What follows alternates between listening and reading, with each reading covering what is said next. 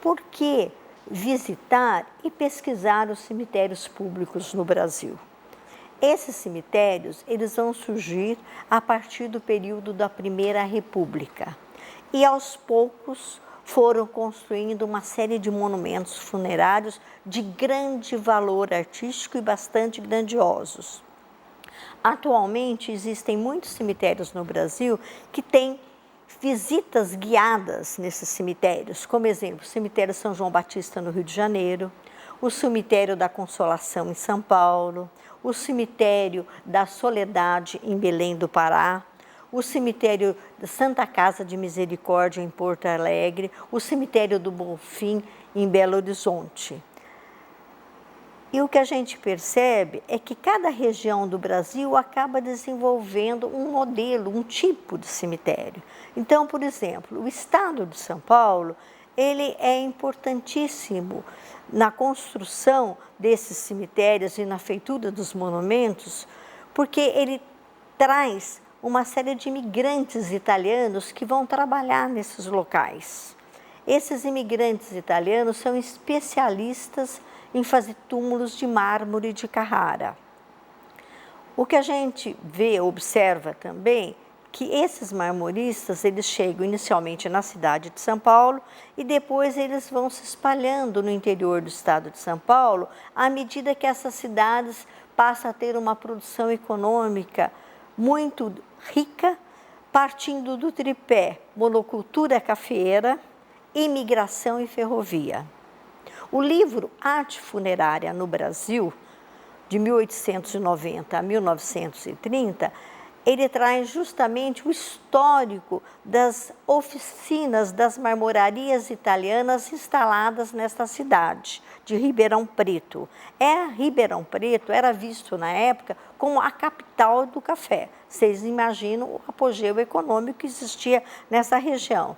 Então, de 1892 até 1926, foram instaladas 4 marmorarias italianas. É importante destacar como é que era a feitura dessa produção artística. Nos anúncios de época, as marmorarias publicavam que elas faziam jazigos capela, faziam altares de igreja, faziam túmulos, faziam escadas, faziam revestimentos de prédios, né? Tudo isso, então, englobava a produção dessa firma, que é uma firma industrial, comercial e de importação. Nesse tipo de produção artística voltada ao cemitério, a gente vai perceber que existiam 2 modelos específicos. Por exemplo, um santo ou um anjo, que era bastante elaborado, feito de uma manufatura mais artesanal. E havia também, mais ou menos, os mesmos santos, os mesmos anjos, as pranteadoras, realizadas em forma serial, isso é, utilizando também um mecanismo mais tecnológico, vamos assim dizer, e eles tentavam, desta segunda maneira, por exemplo, não reduzir o padrão da qualidade artística dessas peças. Isso é importante. Outra coisa que também acho bastante importante frisar é como que essas marmorarias buscavam essa mão de obra. Não existia na época, principalmente no interior, imagina. Então havia uma aprendizagem de ensino que a gente chama de ensino informal, que é o aprender fazendo. O aluno já ia direto, a criança, vamos dizer naquela época, eram adolescentes, já iam direto para a oficina trabalhar. Ou então, eles utilizavam um modelo do ensino acadêmico que existia nas escolas de belas artes da época. A criança chegava lá, o adolescente, aprendia primeiro a desenhar, depois fazer modelo ao vivo, havia também o desenho do modelo ao vivo, e por último, é que ela ia na oficina trabalhar, então, com o plano tridimensional. Então, a gente percebe que essa firma, ela mesmo, né, mantinha os seus aprendizes, investia na aprendizagem dos seus aprendizes por falta de mão de obra especializada, né? E a gente vai perceber o seguinte, que é lógico que nessa época o que mais se produzia numa marmoraria eram obras funerárias. né? E essas obras funerárias atendiam, vamos dizer, a todos os gostos, desde aquele burguês exigente, que tinha um padrão econômico muito alto, até as classes sociais mais simples.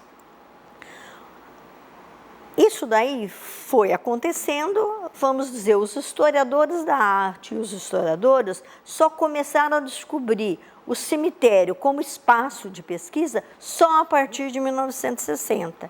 Então, nós temos no Brasil o sociólogo Clarivaldo Valadares, do Prado Valadares, que em 1972 ele faz o primeiro inventário dos cemitérios brasileiros, né?